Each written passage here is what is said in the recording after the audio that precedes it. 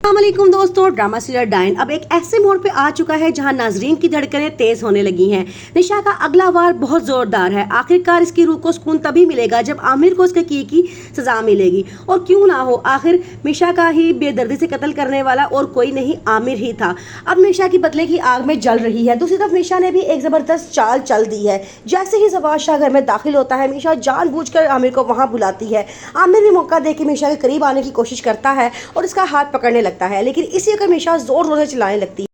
ये मंजर देखकर जवाद शाह गुस्से से पागल हो जाता है और आमिर की जान पर बन आती है। आमिर वहीं से भाग जाता है। पूरा सीन इतना धमाकेदार था कि देखने वालों की सांसें थम सी गई थी। फिर जवाद शाह निशा को अपने कमरे में बुलाता है और उससे कहता है, मुझे तुमसे बहुत ज़रूरी बात करनी है। तुम मुझे बताओ, तुम्हें क्या इस घर में कोई तंग तो नहीं कर रहा? निशा कहती है, अगर मैंने आपको सच बात बताई तो इस घर में तूफान आ जाएगा। वो कहता है, नहीं तुम मुझे बताओ।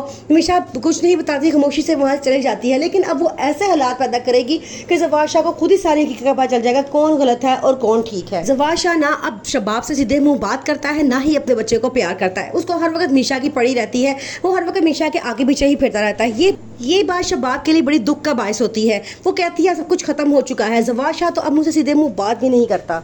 आमिर जब अब पूरी तरह से मीशा को फंसाने के चक्कर में है, वो मीशा को बुलाता है और कहता है कि जब कहते हैं कि खूबसूरती और जहानत जब एक साथ मिल जाते हैं तो पूरी दुनिया फतह कर लेते हैं।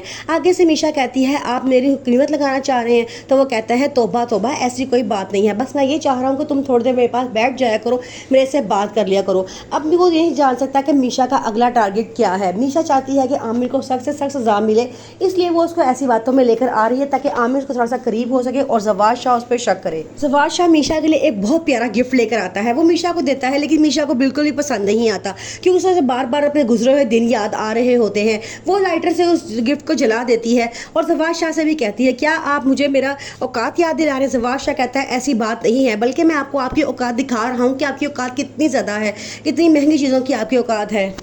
फौजिया ये बात अच्छी तरीके से जानती थी कि निहाल को किसने कत्ल किया है। आमिर ने कत्ल किया है। वो उसे साफ साफ कहती है कि जुर्म मर्द करता है और सजा उसकी औरत को भुगतनी पड़ती है। आज तुम्हारी वजह से मेरी बहन जेल के पीछे है क्योंकि कसूरवार सिर्फ तुम थे और सजा मेरी बहन को मिल रही है। मेरी एक बात कान खोल के सुन लो, मैं तुम्हें कभी भी नहीं छोड़ूंगी अगर मेरी बहन को सजा हुई तो।